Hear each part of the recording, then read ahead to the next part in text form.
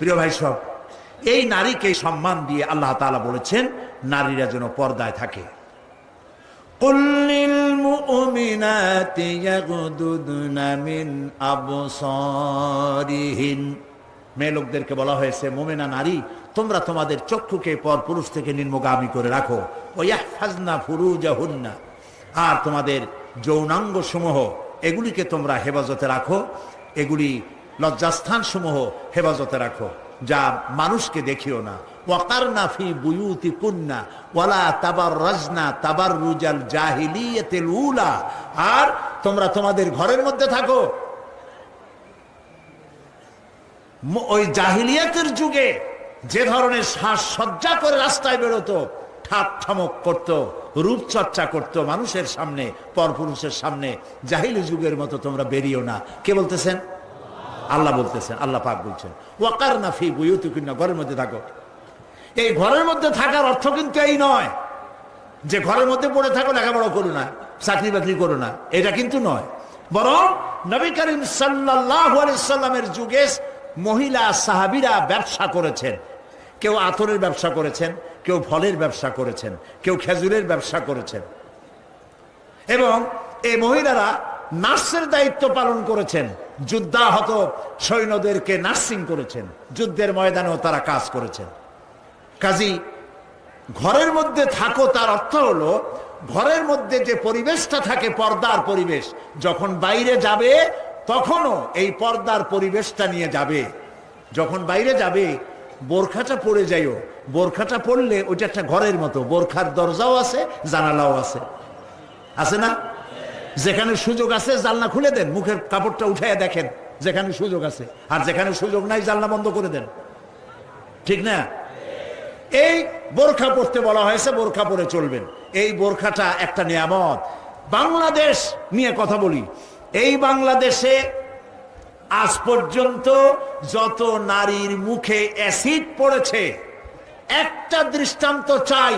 আপনারা বলেন আমাকে যে বোরখা পরা একটা মেয়ে লোকের মুখে অ্যাসিড পড়েছে, প্রমাণ দেন। পারবেন প্রমাণ দিতে? পারবেন? কেন পারবেন না বলেন? কারণটা কি? কারণ হলো এই, মেয়ে লোকটা যখন বোরখা পরলো সে আল্লাহর হুকুম পালন করলো। কার হুকুম পালন করেছে? আর তখন আল্লাহর দায়িত্ব হয়েছে নারীর সতীত্বের এবং তার শরীরের হেফাজতের দায়িত্ব নেওয়া। এই জন্য বোরখা পরা নারীর মুখে অ্যাসিড পড়ে না। মা বোনেরা যারা আজকে রাস্তায় বসে, প্যান্ডেলে বসে, বিভিন্ন জায়গায় বসে, বাড়িতে বসে আমার কথা শুনছেন, আমি মা বোনদেরকে বিনীতভাবে আরজ করি, যখন আপনি বোরখা ছেড়ে, যে সব মেয়েরা রূপচর্চা করে চুল পিছনে ছেড়ে দিয়ে লিপস্টিক লাগায়া রূপচর্চা করে যখন কোনো দোকানে যায়, তখন দোকানের সেলসম্যান বলে, ভাবি আসেন আসেন, এই শাড়িটা পরলে আপনার দারুণ মানাবে। আরে শয়তান, শাড়ি মরলে মানাবে কিনা তার স্বামী বলবে তুই কিনা। এখন দোকানদার যদি ভাবি বলে তাতে কি মর্যাদা বাড়ে? বাড়ে না। আপনি দেখেন বোরখা পরেন, চাদর পরেন, দোকানে যান, দোকানি বলবে খালাম্মা, শাসিয়াম্মা, বসেন বসেন, সম্মান করে বসতে দেবে এবং আপনার সামনে কাপড়গুলি খুলে ধরবে যেটা আপনার প্রয়োজন নেবেন। তাহলে বোরখায় কি সম্মান কমায় না বাড়ায়? কমায় না বাড়ায়? মা বোনেরা বোরখা পড়ুন, চাদর পড়ুন। আপনার মেয়ে কলেজ গোয়িং, ইউনিভার্সিটি গোয়িং যেসব বয়সপ্রাপ্ত মেয়ে আছে, আল্লাহ কোরআনে বলেছেন এমন একটা চাদর পরো, যেই চাদরটা পরলে পরে মাথাটা, বুকটা, গলাটা ঢাকা হয়ে যায়, এমন একটা চাদর পরো। এই চাদর পরা মুসলমানদের জন্য ফরজ। মুসলমানদের জন্য কি?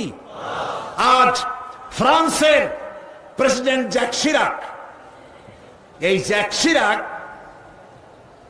এক বিরাট সাংঘাতিক একটা বাজে কাজ করেছে। তিনি তার দেশে কলেজে, বিশ্ববিদ্যালয়গুলোতে মুসলিম মহিলাদের মুখে চাদর পরা, হিজাব পরা নিষিদ্ধ ঘোষণা করেছে।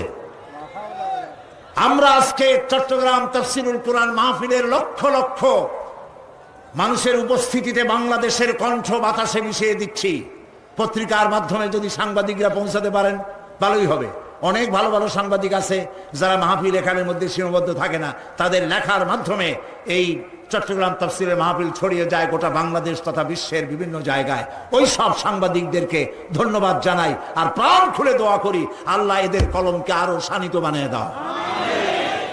আপনারা আমাদের কথা লেখেন, আমরা জ্যাক শিরাককে বলছি, আপনি যে কাজটি করতেছেন এটা আপনি প্রেসিডেন্ট হয়ে ইউরোপের একটি বড় রকমের রাষ্ট্রের প্রেসিডেন্ট হয়ে মানবাধিকার লঙ্ঘন করেছেন।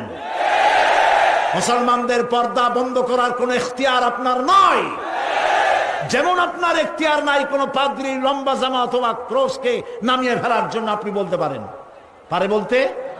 রবিবার দিন গির্জায় যেতে বন্ধ করতে পারেন?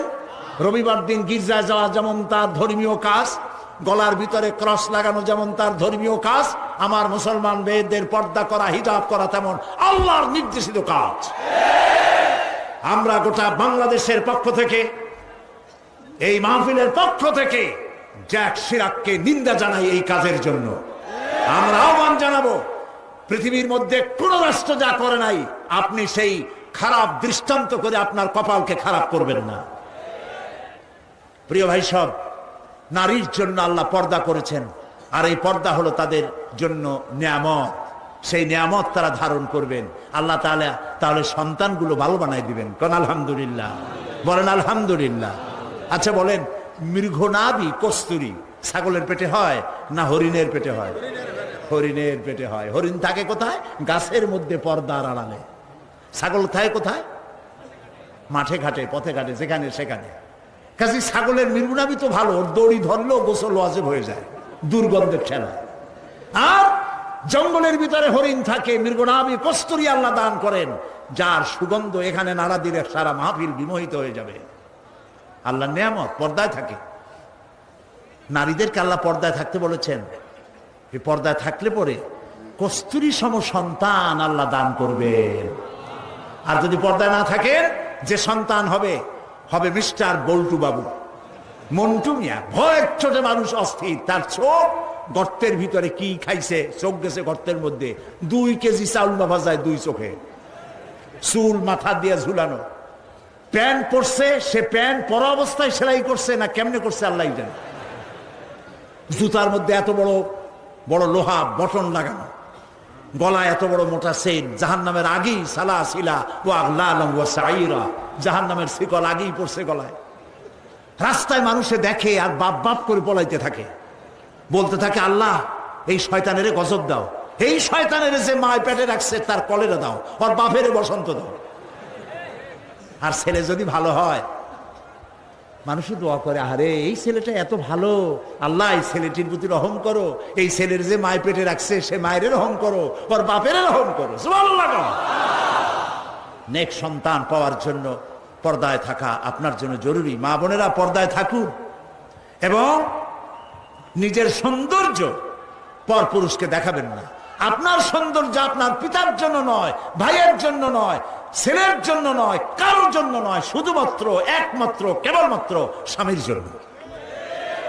এই সুন্দরী প্রতিযোগিতার কথা সেদিন বলেছি। বাংলাদেশে বিভিন্ন সাবান কোম্পানির পক্ষ থেকে সুন্দরী প্রতিযোগিতা, ফটোজেনিক কি ফটো সুন্দরী, মিস ফটো সুন্দরী জেনিক না কি একটা কপালের সারা, জি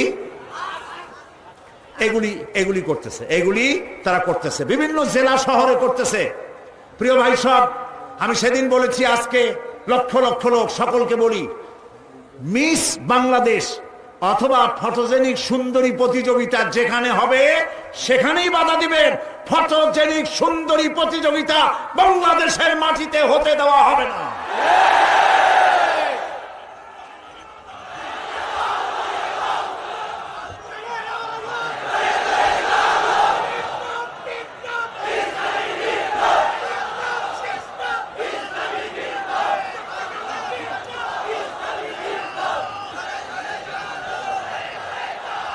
তারা একটু একটু করে আগাচ্ছে, আমরা সহ্য করি, কদ্দূর দেখাচ্ছে। আপনারা যদি কথা না বলেন তাহলে এরপর মিস বাংলাদেশ শুরু হবে। মিস বাংলাদেশ এখনো করতে পারে নাই, সাহস পায় নাই, এখন ছোট্ট ছোট্ট করে করতেছে, এরপরে মিস বাংলাদেশ করবে। নির্লজ্জ যারা নারীর সৌন্দর্য প্রতিযোগিতা যারা করে, যারা বিচারক, নারীর সৌন্দর্যের, শরীরের অঙ্গ প্রত্যঙ্গের মাপ নিয়ে সৌন্দর্যের বিচার যারা করে, শয়তানের চাইতেও নিকৃষ্ট তারা, লম্পট, লুচ্ছা। আমাদের দেশকে কোন অবস্থাতেই আমরা অশ্লীলতার পথে ধাবিত হতে দিতে পারি না। আমি সেদিনও বলেছি, এই স্রোত তাড়াতে গিয়ে যুবকদেরকে জেনার দিকে আকৃষ্ট করা হচ্ছে। একটা সাইনবোর্ড লাগাইছে, যৌন রোগে টেনশন নাই, কি জানি লইলে, হ্যাঁ, নাউজুবিল্লাহ বলেন। এটা কেমন কথা? আপনি লিখবেন এইডস রোগ হচ্ছে মরণ ব্যাধি, ধর্মীয় অনুশাসন মানলে পরে এইডস রোগ থেকে বাঁচা যায়, এটা দেখুন। যে লিখেছেন, যে ব্যক্তি লিখেছে এই স্লোগান, যার মাথায় আসছে সে নিশ্চয় চরিত্রবান না লম্পট। লিখেছে এই যৌন রোগে, বলেন না কি মুখস্থ, যৌন রোগে রেহাই নাই, কন্ডম লইলে টেনশন নাই, তার মানে কন্ডম নিয়ে জেনা করো, নাউজুবিল্লাহ বলে। আমি সব জায়গায় বলে এসেছি, চট্টগ্রামের পুলিশ কমিশনার, চট্টগ্রামের ডিসি, আপনারা এই সাইনবোর্ড ভাঙেন। আপনারা যদি এই সাইনবোর্ড না ভাঙেন, আমি জনগণকে বলবো, জনগণ এই এইডস এর সাইনবোর্ডকে ভেঙে গুড়িয়ে দাও।